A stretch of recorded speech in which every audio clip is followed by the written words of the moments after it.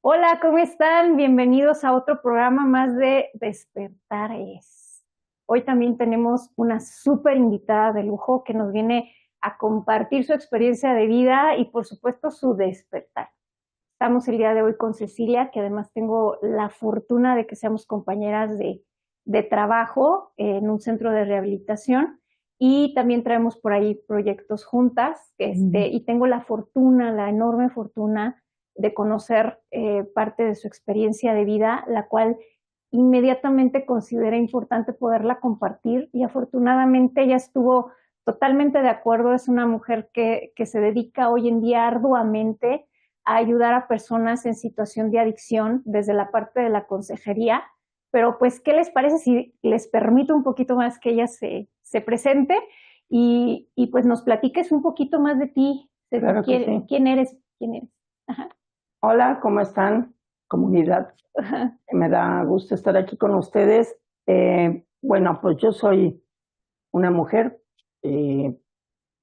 divorciada con una hija y me dedico, como decías, a la consejería en adicciones. He pasado mucho tiempo estudiando, aprendiendo y también consejería a la familia, a todos los que integran el mundo de un adicto, que es tremenda la situación, ¿no? Y es apasionante, porque ahorita que hablábamos del tiempo, ¿no?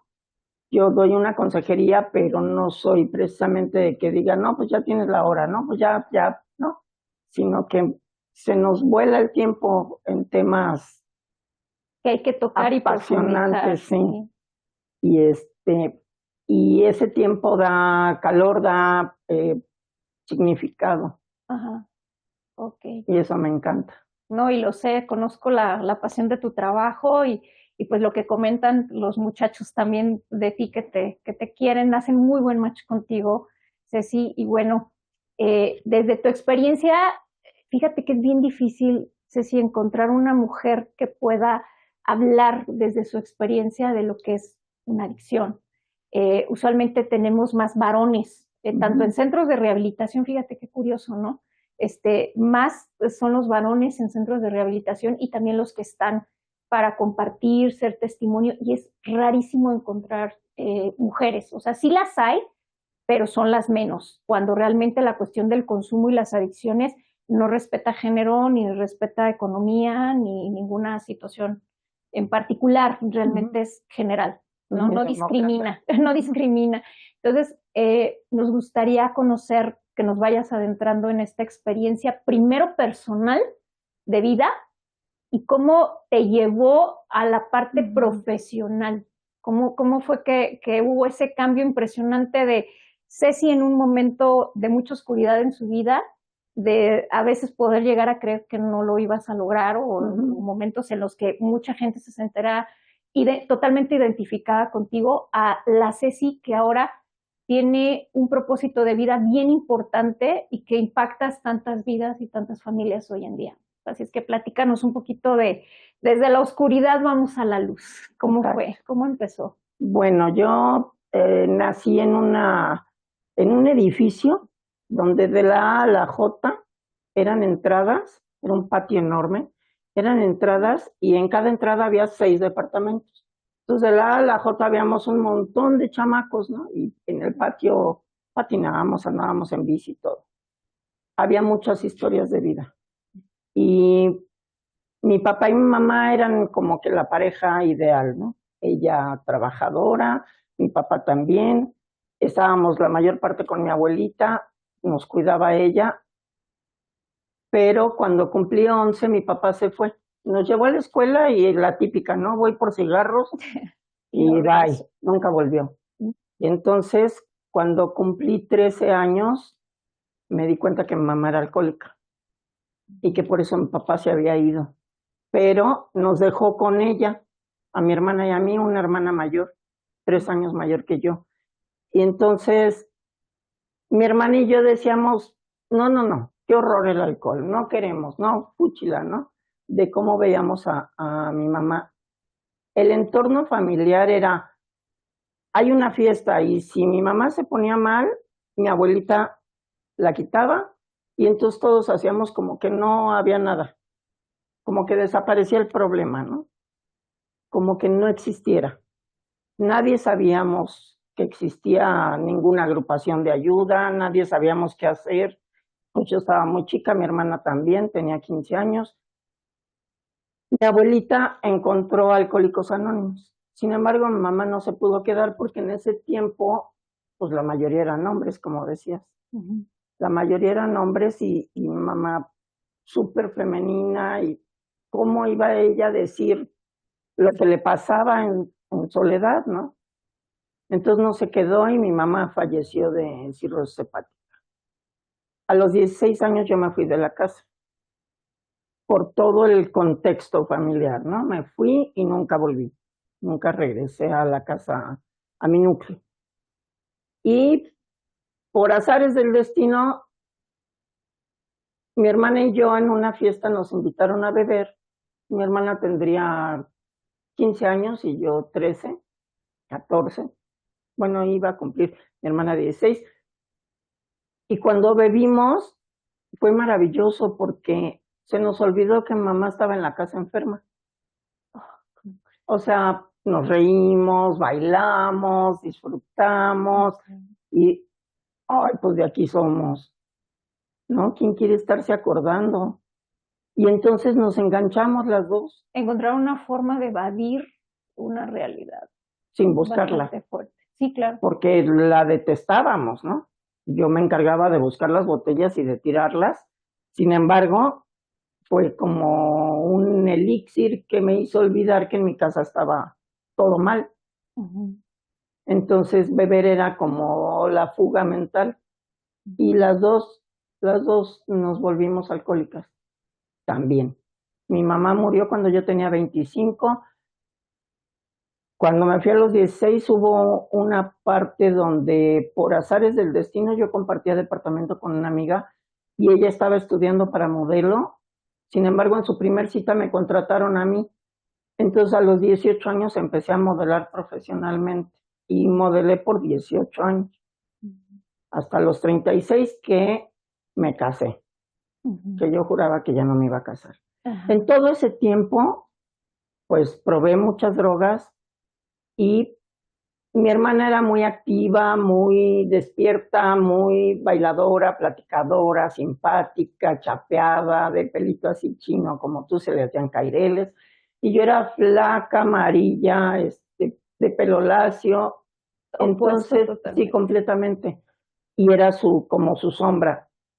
Pero cuando conocí la cocaína, no, pues nadie me detuvo, ¿no? Entonces brillé. Eso sentí yo. Ya no dependía yo de nada, no dependía de nadie, vivía yo sola, viajaba, trabajaba, tenía muchos comerciales al aire, todo el tiempo andaba viajando. Hasta que me casé. Y entonces casi luego tuvimos a mi hija. En todo ese tiempo yo consumía alcohol y cocaína. Llegó un momento en que mi marido, mi hija, tenía 1 año 9 meses. Y él entró a hacer un examen de cinta negra de Aikido y dejó de consumir porque pues los dos nos enfiestábamos, ¿no? Dejó de consumir, entonces yo seguí consumiendo como yo lo hacía, ya con mi niña, ¿no? Y él me decía, ya estás mal otra vez, ya estás mal otra vez. Y yo decía, ay, bueno, ¿de qué me dices? ¿No? Pensaba, ¿qué me estás diciendo? Si tú también, nada más que estás haciendo tu examen. Pero un día sí me puse muy mal y lo corrí de la casa, aventé todo por la ventana y al otro día que desperté, dije, ¿qué pasó? Sonó el teléfono, era mi suegra Mónica. Ah, el Mónica, soy Cecilia. Pero cuando entré a secundaria me decían señorita Álvarez. Y como se había roto mi familia, yo ya no quería ser yo. Yo ya no quería ser Cecilia, porque ya no tenía papá, ya mamá estaba mal. Y entonces me empezaron a decir, ¿cómo te llamas? Y yo no quería ser yo. Y la que me gustaba era María Félix, porque tenía el carácter que yo no tenía, ¿no? En las películas, Era que un la veía. ideal, como un modelo a seguir. Sí, la doña Bárbara. Pero pensé, me van a decir Mariquita, me van a decir Mari, no, no me gusta. Y entonces Mónica, mi primer Barbie le puse Mónica. Entonces empecé yo a decir, me llamo Mónica. Entonces ahora digo yo, mi mamá me llamó Cecilia y yo me llamo Mónica. Todo el mundo me conoce por Mónica. En el modelaje me conocieron como Mónica Álvarez. Entonces me dijo, Mónica, ya estás muy mal. ¿Qué pasó? Me habló Fernando que vamos a ir por sus cosas. Yo dije, ¿qué pasó? ¿Qué pasó? Y entonces me levanté y vi toda mi casa volteada de cabeza, que yo lo había hecho un 14 de febrero de 1999. Entonces llegaron como a las 10 de la mañana y me dijo, no te quiero ver, métete un cuarto y deja a la niña afuera. Pues mi hija de 1 año 9 meses traía pañal, toda greñudita, y me metí al cuarto y dije, ¿qué pasó? Porque había yo caído en laguna mental. No sabía qué había pasado, por qué nos peleamos, por qué estaba la casa volcada de cabeza. Bloqueada esa memoria. Sí, totalmente. Entonces entró mi suegra y me dijo, Mónica, ¿tienes problemas con tu manera de beber? Y le dije, no, es con mi manera de drogarme, pero ya desde hace una semana que no lo hago. Con la cocaína yo tuve varios periodos de abstinencia. Algunas veces por el dinero, otras veces porque ya estaba mal, otras veces porque ni al caso venía y decía yo no le tengo que parar, pero del alcohol nunca, nunca sentí yo que el alcohol fuera un problema para mí. Era mi amigo, me daba valor, me daba impulso, me daba alegría, o sea, él no era mi enemigo. Entonces le dije a Boris, no, yo ya no me estoy drogando. Y me dijo, no, no es con la droga, es con el alcohol. Prométeme que vas a pedir ayuda. Y yo, las promesas, mi abuelita decía que prometer era una palabra muy grande y que había que cumplir. Entonces nunca prometíamos nada. Pero en ese momento me sentí tan mal y estaba tan angustiada, con tanto miedo, que dije, te prometo que voy a pedir ayuda. Entonces, ya en una de esas, se asomó y me dijo, ya nos vamos. Entonces salí del cuarto y me asomé y nada más alcancé a ver la mochila de Fernando y era como una L la salida, ¿no? Entonces vi la mochila y luego escuché la puerta que se cerró y vi a mi hija entrar corriendo, o sea, la bebé, ¿no? ¿Cuántos años tenía? 1 año 9 meses. Súper chiquita. Traía el pañal hasta la rodilla porque pues no la había cambiado de pañal, ya estaba toda greñuda, recién levantada. Entró riéndose. Y yo, Lupita, sentí que el mundo se me caía a pedazos. Ay. Qué fuerte. ¿Ven qué? La abracé y pasó, dicen, he escuchado muchas experiencias y leído, ¿no? De gente que ha tenido choques, que ha tenido, bueno, momentos donde parece que va a morir y que ven pasar toda su vida. En ese momento que yo me hinqué y abracé a Fer, haz de cuenta que pasó toda mi vida. Como si hubieras tenido un choque así tremendo y hubo un punto de quiebre. Sí, me estampé con la vida. Como si a un rompecabezas le pegas por abajo y así las piezas brincan. Sí, ¿no? mi mamá, mi papá, mi hermana, mis sobrinas, mi hija, mi matrimonio, todo inconcluso, nada llegado a un final, ¿no? Sino que todo lo dejaba a medias, pero todo pasó rapidísimo. Y lo único que me vino a la mente fue el número de un amigo mío que estaba en Alcohólicos Anónimos. Y como le había dicho a mi suegra, te prometo que voy a pedir ayuda, me levanté y marqué y le dije a mi amigo, ayúdame, por favor. Me dijo, voy para allá. Yo vivía en México, en la colonia Cuauhtémoc, y él vivía en la colonia Roma. Yo creo que voló, porque se me hicieron 5 minutos. Y llegó como a la 1, y a partir de ahí empezó a darme información, a bombardearme con información. Como a las 4:30 llegó una chava, amiga de él, también de Alcohólicos Anónimos, y siguió hablándome, ¿no? Ya como mujer, y de mujer a mujer. Y entonces a las 6 era la junta de Alcohólicos Anónimos. Todavía ahí en ese momento que estaba yo re mal, le dije, mañana voy, hoy no, porque no tengo quien me cuide a mi hija. Y me dijo, no, sí, hoy sí, ahorita. No hay, Ahí ya no hay pretexto. no hay pretexto, ahí va a haber alguien que va a cuidar a la niña. Y pues me puse unos pants y vámonos al grupo. Iba yo con el cabello así porque no quería que me vieran. Ajá. Avergonzada, no tanto con la gente porque pues eran puros extraños, sino como conmigo, como con mi ser, ¿no? Sí, quedaba evidente ante ti lo que, El en desastre. lo que te habías convertido, ¿no? Lo que eres. En ese momento lo que eres. No, daños físicos tremendos, ¿no? Perdí dentadura, perdí el cartílago de la nariz, o sea, muchos daños físicos que ya son irreversibles, pero yo no me daba cuenta, pues. Haz ¿Cómo de fue cuenta que que estaba, perdiste, o sea, a causa de que...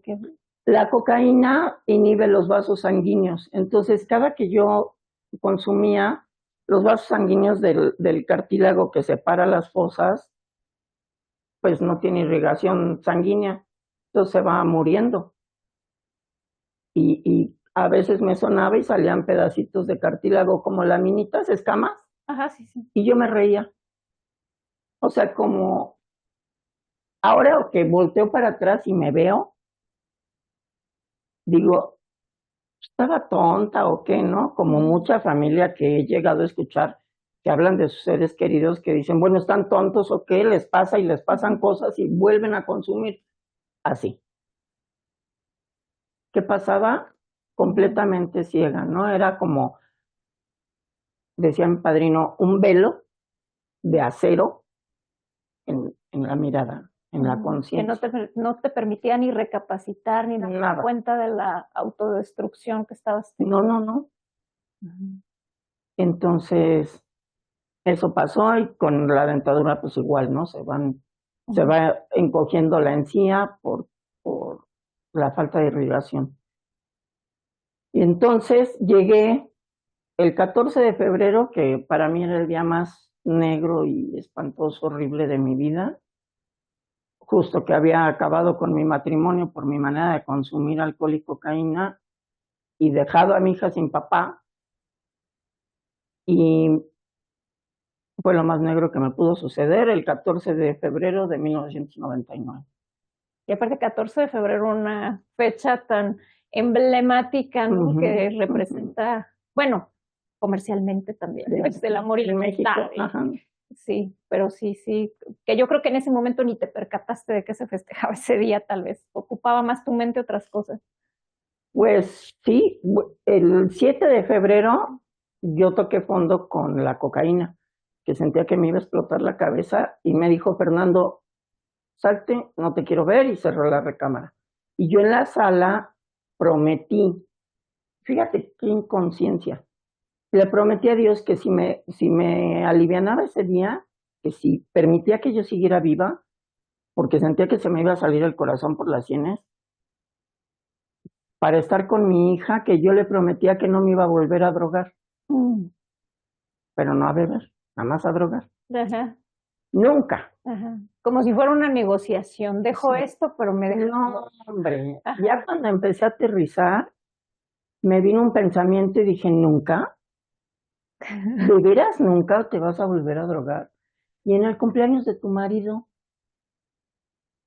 entonces corregí mi promesa, hazme el favor, con Dios. Ajá. Y le dije, te prometo que no me vuelvo a drogar hasta el cumpleaños de mi marido, que era en junio.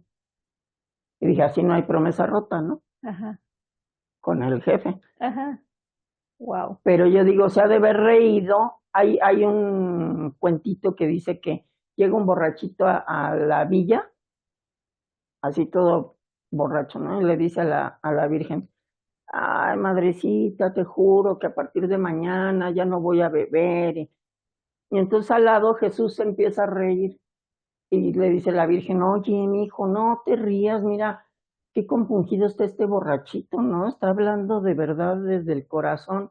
Y le dice él, sí, lo que no sabe es que mañana se muere. Así se ha de haber reído Dios de mí cuando le dije, no vuelvo a consumir. Aguántame porque tengo una fecha pendiente y ya Ajá, después de y eso vemos. fiesta, ¿no? Ajá, y vemos. Y entonces se ha de haber reído porque ha de haber dicho, ahí está, ¿no? Si la semana que entra llega doble A, ya cual nada, no va a consumir absolutamente nada. Me llegó su hora. Me llegó mi hora.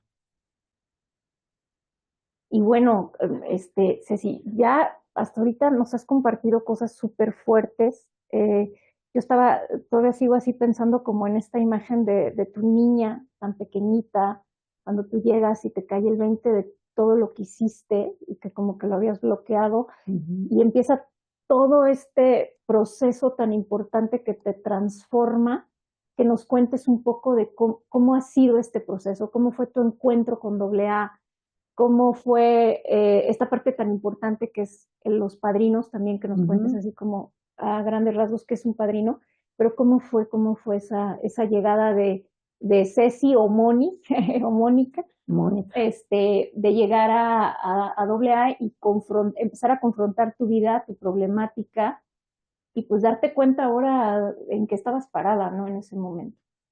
Sí, bueno, en ese preciso momento en que toda mi vida se derrumbó y que pasó así, lo único que me vino a la mente fue hablarle a mi amigo. Llegó él rapidísimo por mí. Yo vivía en la Ciudad de México, en la colonia Cuauhtémoc, y él en la Roma, pero haz de cuenta que voló. Y llegó conmigo y me empezó a hablar de Alcohólicos Anónimos, de qué es lo que me estaba pasando, de por qué me estaba pasando, y hablar, como él llegó como a la 1, y luego llegó una chica como a las 4:30, y me empezó a hablar ya de mujer a mujer, ¿no? De una mujer alcohólica recuperada a pasarme el mensaje. Y a las 6 era la junta, y me dijo, vamos a la junta, y yo dije, no, mañana, porque aparte me sentía la peor del mundo, ¿no? Y me dijo, no, ahorita, pero es que no tengo quien me cuide a mi hija, llévatela, ahí va a haber quien te la cuide.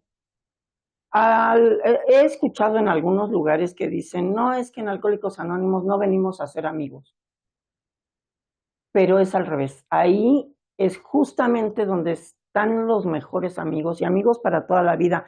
Y desde el día que llega, parece que te conocen de siempre. Hay otro dicho que dice, somos los mismos actores en diferentes escenarios, porque el alcohol y la droga te hacen hacer las mismas barbaridades, perdón, en donde estés, es lo mismo, los mismos daños a la familia y todo, ¿no? A todo el entorno. Entonces llegué a Alcohólicos Anónimos el 14 de febrero de 1999 y yo sentía que era el peor día de mi vida, como que llegar a Alcohólicos Anónimos era lo peor que me pudo haber llegado a suceder, porque no sabía, ¿no? No sabía la maravilla que es pertenecer a Alcohólicos Anónimos y poder decir, soy alcohólica anónima, ¿no? Bueno, ahora me gusta mucho decirlo, pero en esa ocasión llegué y efectivamente un compañero se puso a dibujar con mi hija y yo escuché toda la reunión. Los grupos, cuando cumplen años, hacen un compartimiento de varias personas que comparten temas. Entonces, a los 4 meses que yo llegué, hicieron el primer aniversario del grupo donde yo nací. Decimos nacimos porque llegamos muertos espiritualmente. Entonces, ahí en el grupo renacemos, ¿no? Entonces, siempre decimos, ¿en qué grupo naciste? ¿En qué grupo naciste? Yo nací en el Pescador de Anzures. Y ahí conocí a un señor que fue a compartir y yo dije, wow, sabe muchísimo. Y le pedí que fuera mi padrino. Y entonces el padrino en Alcohólicos Anónimos es una persona que te acompaña, que ya tiene más tiempo que tú. Hay un folleto que habla de apadrinamiento, lleva más tiempo sobrio continuamente, habla por medio del ejemplo y te lleva por los 12 pasos.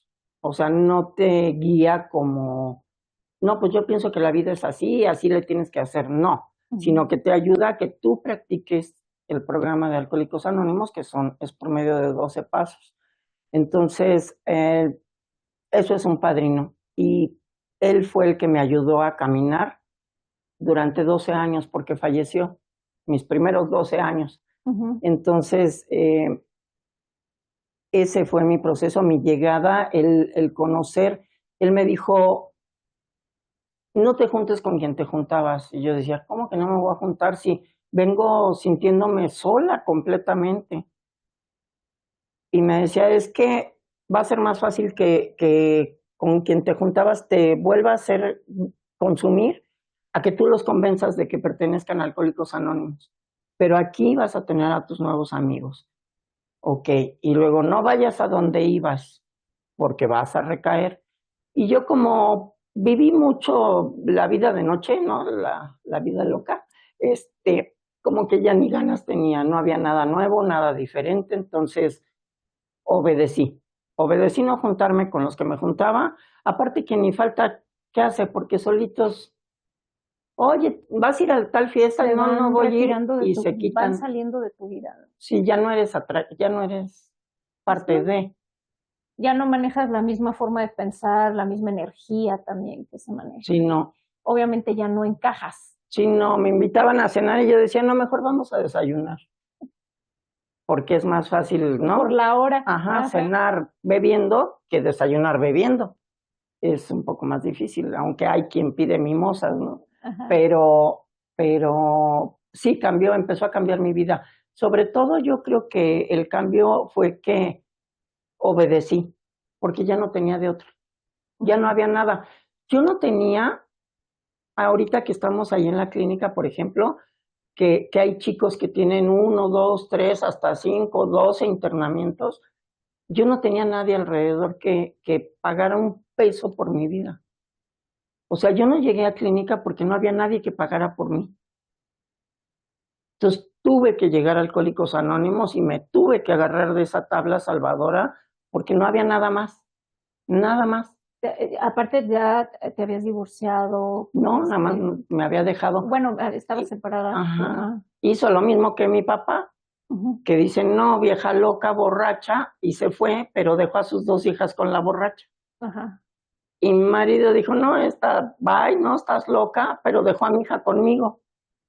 Entonces eso al principio me impulsó mucho, mi hija, y recuperar mi matrimonio.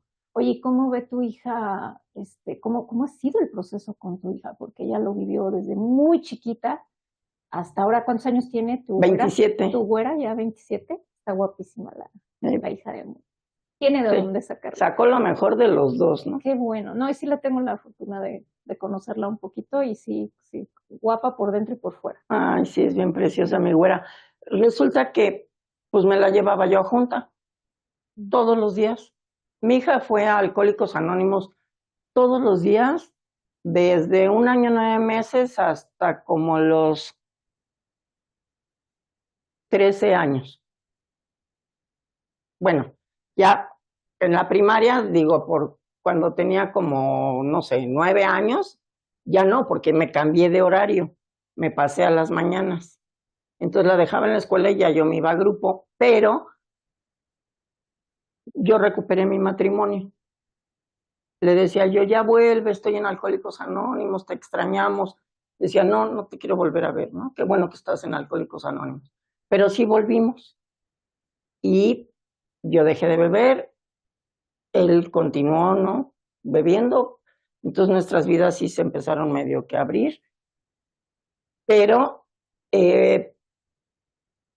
por la manera de beber de mi marido, yo tuve que llegar a otra agrupación que se llama Al-Anon, que es para familias. Familia y amigos, al de Alcohólicos Anónimos, y entonces tuve que llegar al Anon cuando yo tenía 3 años en Alcohólicos Anónimos, porque me estaba dando cuenta que la enfermedad de otro me estaba afectando.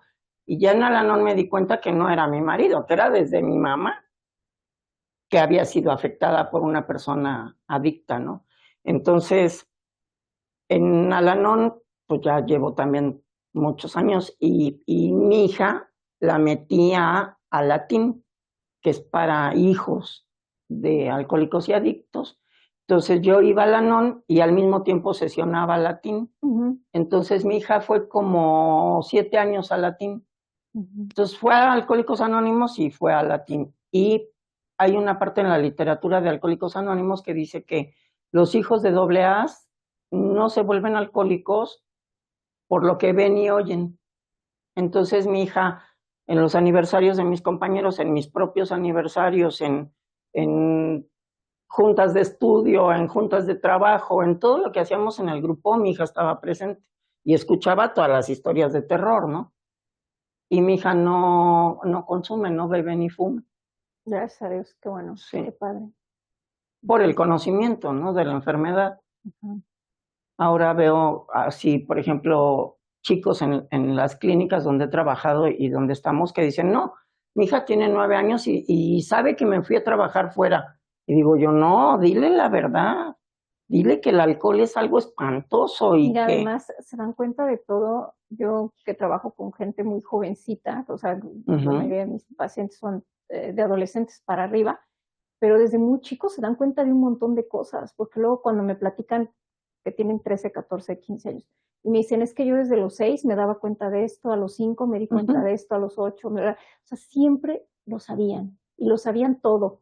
El asunto es que también ellos se hacen sus historias. Sí, claro, lo siguen manteniendo oculto.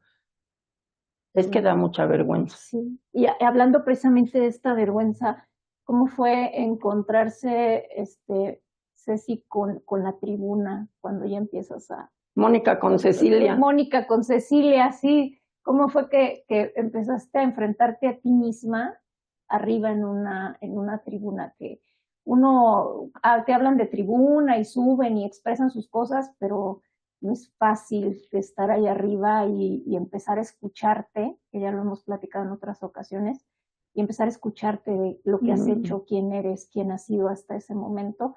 ¿Cómo fue para ti este proceso? Es muy difícil porque en la casa, con mi mamá alcohólica, lo que aprendemos es a no hablar, porque qué vergüenza. O sea, nadie tiene que saber que mi mamá es alcohólica.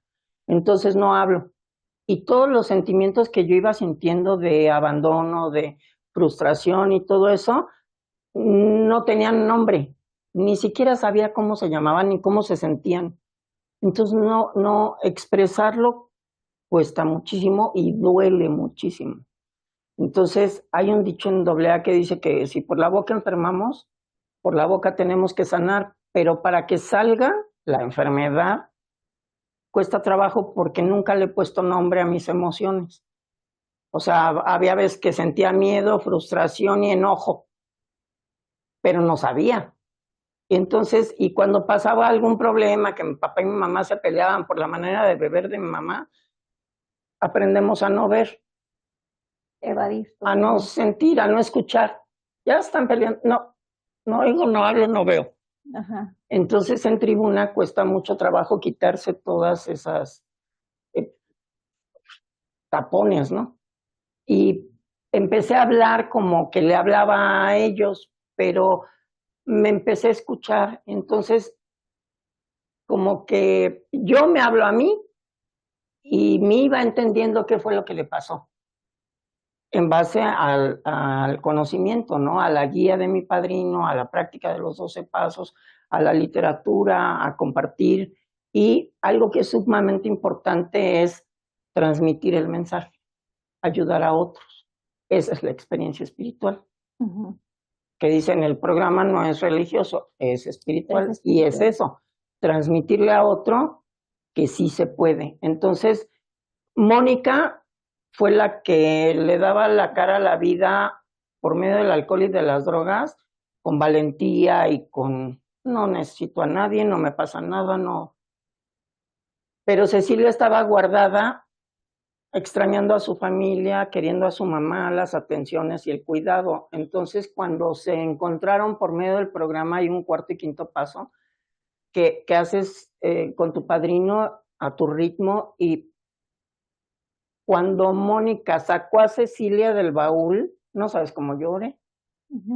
Y hubo una reconciliación, ¿no? El de no pasa nada, todo va a estar bien mientras no consumas. ¿Crees Y ahí ¿crees ya, que en ese momento tú empiezas a sostenerte a ti misma, ¿no? De alguna forma.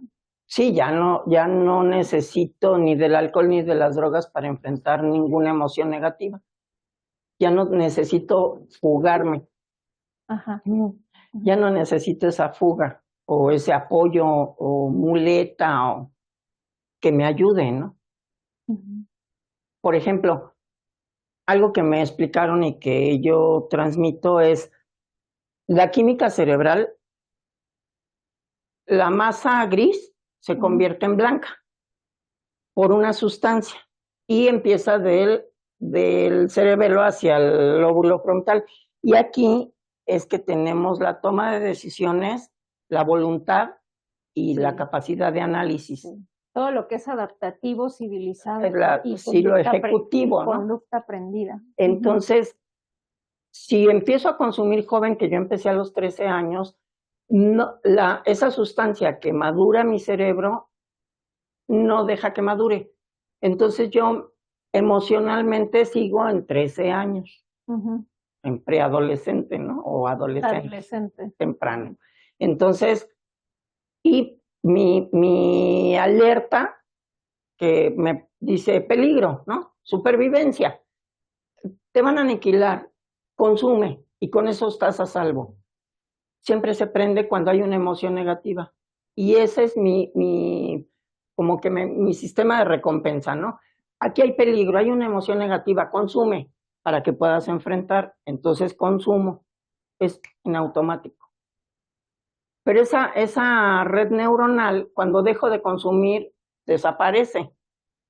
Y entonces ya cuando me voy conociendo, voy hablando de mis emociones, mi cerebro va madurando y entonces ya no me manda a peligro, consume, sino peligro, ve a grupo, peligro, háblale a tu padrino. Sí, hay un estado relacional diferente para tomar la decisión. Viene el sano juicio, que es el segundo paso de Alcohólicos Anónimos. Entonces ya mi toma de decisiones no es consumir, es pedir ayuda. Y tengo la voluntad de hacerlo, porque mientras consumo no tengo voluntad de decirle no a la primera copa. Tengo que beber porque es la parte donde yo estoy segura. Y mi capacidad de análisis empieza a despertar porque digo, no, me va a pasar, no, yo ya no pierdo nada, ¿no? Pero cuando estaba en consumo no podía ver eso. O sea, le llaman la enfermedad del olvido porque se me olvida que anoche choqué. Y pasa una semana y digo, ay, no pasó nada. ¿Y qué tanto realmente no existe esta conciencia? Ajá, o hasta qué punto puede ser, porque yo he escuchado de todo, desde personas que me han platicado, ¿sabes qué? Lo recuerdo como en un sueño, y sí pasó. O sabes que sí me acuerdo de todo, pero la neta no lo voy a reconocer porque sé la bronca en la que me voy a meter. O sea, me ha pasado, y desde, honestamente, personas que dicen, no tengo ni idea, hasta que ya me di cuenta de lo que hice, o me dicen lo que hice. Es tremendo, porque la laguna mental es algo tremendo. Hay mucha gente en la cárcel que hizo cosas tremendas en Laguna 2 y verdaderamente no se acuerdan. Bueno, hay un tema muy grande, ¿no? Que pudiéramos platicar de la parte espiritual, pero no, es que son dos personalidades. Una es la persona que está en consumo, intoxicada, que es lo que le digo a las familias, y la otra es quienes somos verdaderamente. Y somos hipersensibles, somos buenos en esencia, somos buenos, somos adorables, así como, ¿no? Pero intoxicados somos nefastos, majaderos. Es como les digo a los muchachos, ¿no? Como que nuestra alma en algún momento se rompió como un jarrón, ¿no? Que se rompe y todo lo que sale del jarrón sale a través del resentimiento, del miedo, de la frustración, de la envidia, de por qué mi hermano sí, y luego la familia dice, es que aprende a tu hermano y tú todo borracho y siempre hacen comparaciones. Entonces sale todo por ahí intoxicados. Hay un dicho, y esto es muy personal, que dice, los niños y los borrachos siempre dicen la verdad. Y yo difiero mucho de eso porque si los niños pueden decir la verdad, y creo que sí lo dicen, tomé un curso de corazones mágicos, de abuso sexual infantil. Sí, conozco sí dicen la verdad. Cuando dicen algo, sí dicen la verdad. Pero los borrachos no. Los borrachos puede que digan cosas que no se atreven sin estar intoxicados. O parcialmente decir. Pero con mala intención. Entonces los borrachos no dicen la verdad. Los borrachos manipulan, mienten, extorsionan, chantajean. O sea, esos no, intoxicados no dicen la verdad. Y cuando no están intoxicados, ni siquiera se atreven a hablar. Yo creo que ese dicho, yo lo he analizado y también, créeme que también difiero un poco, mucho de eso, pero yo creo que más bien se refieren a que como es desinhibitorio el alcohol y que de repente haces y dices cosas que a lo mejor en otro momento no tendrías el valor de decirlas, tal vez va por ahí, pero realmente yo estoy de acuerdo contigo, o sea, la persona como cualquier conducta adictiva la va a defender y va a buscar cualquier medio para poderse mantener en su adicción y mentir, manipular y transgiversar toda la realidad según le acomode. O sea, pero aparte lo dice desde el dolor, desde la venganza, desde la frustración. Desde el vacío, la carencia. Y les digo que, por ejemplo, los japoneses cuando una porcelana se rompe, la resanan con oro. Y les digo a los muchachos, eso van a hacer ustedes, o sea, rotos pero resanados con oro. Entonces van a valer mucho más porque tienen la experiencia. Sí. Van a tener el poder de ayudar a otras personas. Que esa vasija se tiren porque ya basura, ¿no? Pues entonces se va a ver más bonita porque aparte por donde fueron las grietas, más. Ajá, está resanada totalmente con oro, ¿no? Entonces, son dos personalidades y escuchar al borracho cuando dice te odio, muérete o lárgate de la casa o lo que sea, intoxicado, ni lo escuchen.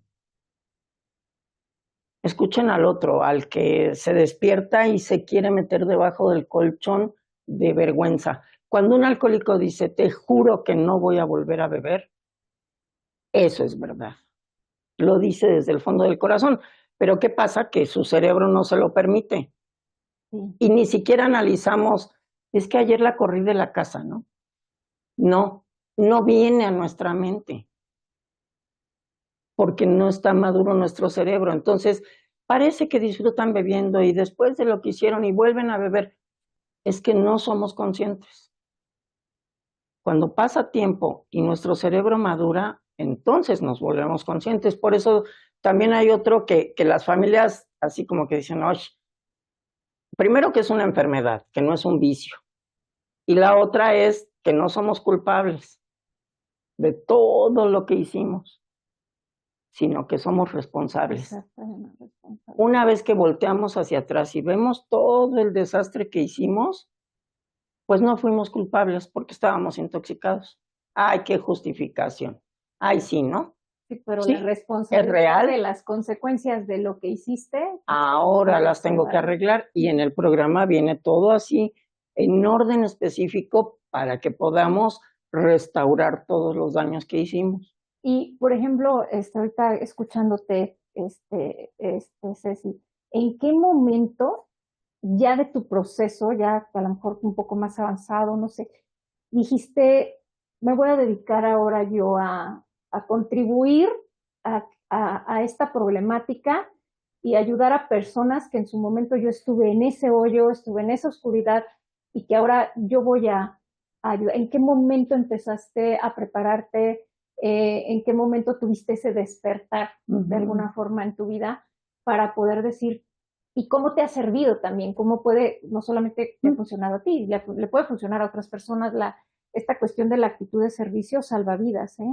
Lo he visto en diferentes problemáticas. ¿Qué nos puedes Sí. decir al respecto? Fíjate que cuando llegué y empecé a leer, sobre todo el libro de Alcohólicos Anónimos, ahí decía que mi enfermedad era egoísmo. O sea, la base de mi enfermedad el egoísmo, concentración en mí misma. Lo tengo que quitar o me mata. Entonces, en el grupo nos dicen, hay que servir.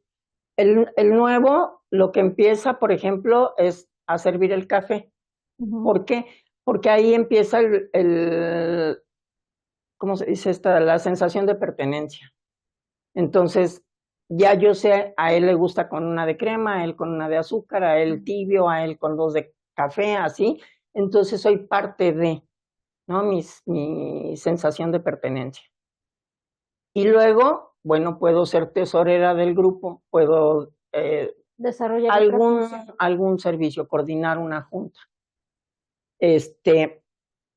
Así me empiezan a educar, ¿no? Por decirlo de una forma, a dar. Si en la junta me sentí muy bien, bueno, Alcohólicos Anónimos no acepta contribuciones de nadie más que de los propios alcohólicos. Entonces, contribuir también con lo que tenga para la renta, el agua, el café y lo que sea, ¿no? Entonces, me enseñan a dar. Y el 12º paso dice que habiendo obtenido un despertar espiritual, como consecuencia de la práctica del programa, tengo que pasar el mensaje. Entonces, yo en el grupo, pues yo tenía a mi padrino, pero yo no era madrina de nadie. Y no se me acercaban y yo decía, no, bueno, yo no puedo cuidar a nadie y no sé qué, apenas me cuido sola, egoísta.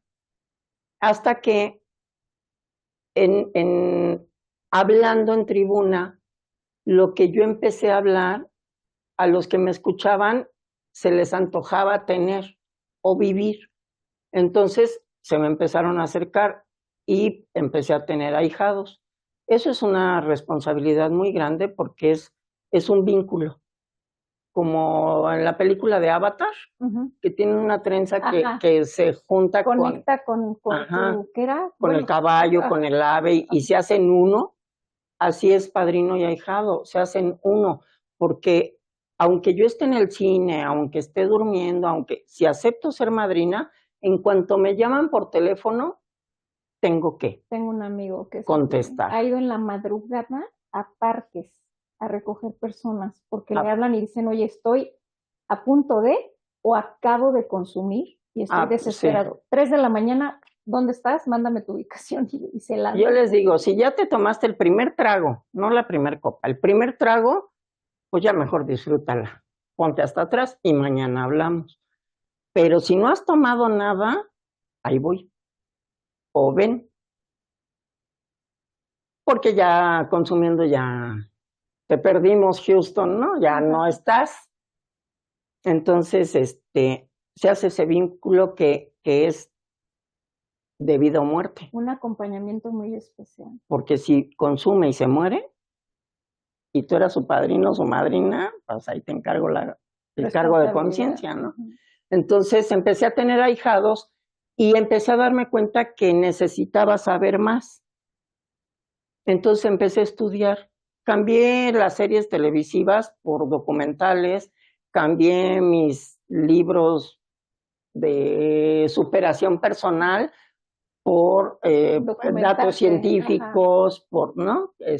Toda la investigación que me estaba pasando, por qué hacía lo que hacía. Entonces empezaron a llegar los diplomados, las certificaciones, y como yo era ama de casa, pues tenía todo el tiempo para hacerlo. Entonces fui teniendo diplomados, teniendo certificaciones, y como se fue, hace cuenta, una hijada le platicaba a su mamá, no, a mi madrina, no sé qué, entonces la misma familia me pedía consejo. Y entonces, bueno, así empecé, hasta que hice mi certificación consejería. Primero de capital humano, de capacitación de capital humano y luego de consejería en adicciones. Wow. Pero todo tenía un plan, porque me separé. No, o sea, bueno, como yo ya no bebía y él sí, entonces nuestras vidas empezaron a abrir, no sé qué, encontró a alguien que sí lo comprendiera y nos separamos. Y entonces ahora, bueno, nos separamos 24 años después de casados y eso me permitió pues, salir adelante a mi edad, ¿no? Sí, claro. Sí que es muy frecuente en las parejas donde hay consumo de lo que sea, cuando uno de ellos empieza a salir adelante, o puede pasar que la otra persona tenga como un efecto de que te pueda también jalar para que superes eso, o el otro se queda estancado y tú tienes que salir de ahí, o sea, y de forma muy natural, ¿sabes? O sea, las personas van cambiando su ambiente cuando Ujú. buscan algo más en su vida y la otra persona pues tiene sus tiempos, ¿no? Que muy, no por juzgarlos ni nada, pero pues cada quien su nivel de conciencia y de estado de aprendizaje en la vida, ¿no? Entonces tal vez este no Claro, es un momento, pero tú sí necesitas cambiar y evolucionar y eso te implica moverte y tomar decisiones bien fuertes, que es dejar, soltar, para que sí. puedas ir a otro Fíjate lado. que dice por ahí que los que pertenecemos a Alcohólicos Anónimos, no llegan al 1% de divorcios. Entonces, cuando se llegan a divorciar, que también ayudo a las familias, ¿no? También tengo diplomados en consejería familiar, es necesitas ir paralelo, porque él empieza a crecer y empieza a crecer espiritualmente y a madurar emocionalmente. Entonces, La persona se va a quedar la atrás. persona es como que nos subimos una escalera eléctrica y van de la mano, pero si la familia no se trepa, se empieza a estirar hasta que se rompe. Ujú, Y, y así es. entonces ahí viene la separación, pero ellos continúan bien, o ellas, ¿no? En este caso, pues yo. Que eso no implica que la otra parte con el tiempo pueda trabajar y si hay oportunidad pueda haber algo, ¿no? Yo Ujú. he sabido de casos de restauraciones impresionantes, de testimonios de restauraciones impresionantes, pero siempre uno de los dos fue Sí. el que marcó la diferencia y salió de ahí y Ujú. el otro se tardó otro rato, pero era el tiempo que necesitaba para poder aprender otra Claro. cosa, ¿no? Somos, cada cabeza es un mundo, como dicen las abuelitas, ¿no? Cada cabeza Sí, es y un es mundo. padrísimo porque cuando estás en recuperación y verdaderamente practicas el programa, tu cambio personal se vuelve atractivo. Ujú. Entonces, pues los que te rodean quieren y Sí, preguntan y claro. quieren Pues tener eso quiero que tú tienes. eso que tú tienes. Entonces, eso es lo que los atrae. Aunque hay también los que no practican, ¿no? Que nada más llegan, dejan de consumir, pero no hacen nada, no cambian, siguen Ujú, siendo los mismos, groseros y ujú, egoístas, pues ni quien quiera estar, ¿no? Y claro. por eso mucha gente dice Alcohólicos Anónimos no funciona, o que vuelven a recaer, más bien que recaen y vuelven a recaer, ¿no? Sí. Porque Pero no pues practican el programa es el procesor así de cada ser humano. personal, pero el Pues, programa funciona. ay, siempre el tiempo Sí, caray. ya nos que esperamos como todos nuestros invitados que han venido hasta ahora, que hemos contado con la fortuna de tu tiempo y tu disponibilidad y esta apertura maravillosa de compartir algo tan sensible de tu vida personal. Eh, para ir cerrando, Ceci, ¿qué nos podrías compartir respecto a qué viene, cuál es el propósito ahorita de vida para Ceci, qué viene ahorita para Ceci en su vida? Eh, a diferencia, pues obviamente de tu estado de conciencia de antes, ¿cómo te ves tú ahorita? ¿Cuál es tu propósito ahorita de vida y qué Ujú. viene para ti? Eso, mira, bueno, transmitir el mensaje, Ujú, ayudar a los que más pueda. Uno que salve su vida es lo máximo. Ir viendo sus caras me emocionó. ujú, Cómo cambian, cómo van creando conciencia. Me escribió un chico bueno, un señor ya en la clínica, algo hermoso. Y ahí me puso, sé, a través de lo que me enseñas, sé que necesito ayuda para toda la vida. Eso es un despertar. Eso es, lo agarró. Y digo, de 28, 29 que hay en la clínica, uno que lo agarré, Digo, se siente maravilloso exacto. y eso es lo nuevo, ¿no? Y ahora, bueno, pues quisiera yo abarcar mucho más. Tengo proyectos, ¿no? Grandes, o sea, masivos. Ay, sí, ¿no? Ajá. Pero Y se van a hacer, estoy segura.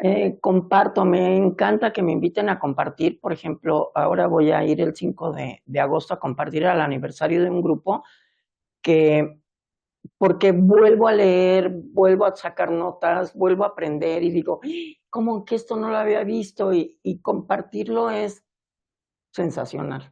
Ujú. Un, así, una anécdota es, cuando yo cumplí mi primer aniversario, hacía yo berrinches con mi marido y en mi familia como si tuviera 14 años y tenía yo 39. O sea, pero mi cerebro estaba madurando. Entonces, somos como chamacos, ¿no? Cuando dejamos de beber depende de la edad en que empezamos a consumir, que ya permitimos que madurar. Entonces, otro punto importante que me gustaría compartirles es que la familia muchas veces es sumamente hiriente. La familia trata de que el otro cambie, ¿no? Mira cómo estás, eres un flojo, eres un adicto, maldito drogadicto, me compartieron. Maldito drogadicto. Y están lastimados, ¿no? Pero aquí la diferencia es que cuando un alcohólico dice, te odio, muérete, vete a la quién sabe qué, lo dice intoxicado. Pero la familia, cuando dice maldito drogadicto, no está intoxicada. Entonces, al drogadicto le llega hasta el fondo del alma. Por eso es tan importante y que la familia rompen más. Sí, claro. Lejos de entender, se rompen más. Claro. Y entonces es más difícil salir. Por eso yo acabo de compartir en familias un tema que dice el poder de AA, amor y apoyo para las familias, para los familiares adictos. Apoyar y dar amor con los propios límites. La familia tiene mucho que aprender. Dejar de ver al otro y verse a sí mismas, ¿no? Cuidarse a sí mismos para poder responder en caso de alguna urgencia, pero dejar de perseguir, sancionar, criticar, condenar al alcohólico, porque está enfermo. Es como si tuviera tuberculosis y le dijeran, es que no me quieres, ve cómo tienes a tus hijos y sigues tosiendo. Bueno, pues porque tiene tuberculosis. Es lo mismo el alcohol y las drogas, claro. Tiene que ser atendido y tiene su... Y no tiene nada que ver la familia. Sí. No lo hacen por lastimar, lo hacen porque están enfermos. Sí sé del impacto tan positivo que tienen estos grupos de Al-Anon. Búsquenlos, en internet hay mucha información, inclusive geográficamente te ayuda a localizar el grupo que te queda más cerca. Sí, sí. Y bueno, pues Ceci, te agradezco enormemente que nos hayas acompañado, que nos hayas compartido todo esto de tu vida, información muy útil, de verdad que espero que les sea de mucho provecho a las personas que nos están viendo y pues más adelante esperemos en Dios volverte a tener, a lo mejor ya para tratar cosas muy específicas ya de esta parte ya como experta que le vaya funcionando a las familias. Pero de verdad te agradezco enormemente. Y les agradezco muchísimo a las personas que nos han brindado este tiempo y esta preferencia. Y ojalá de verdad de todo corazón, con todo el amor del mundo, que les sirva los testimonios de vida que les estamos presentando aquí. Va a aparecer ahí abajito los datos de Ceci. Ella trabaja precisamente de tiempo completo como consejera en adicciones.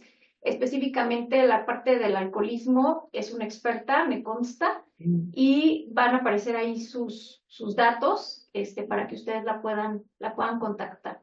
Por mi parte, pues mi nombre es Guadalupe Montes, se los agradezco muchísimo, les mando muchos besos, todo el amor del mundo y esperemos que nos sigan sintonizando y que sigamos siendo de su preferencia. Hasta luego. Bye. Bye.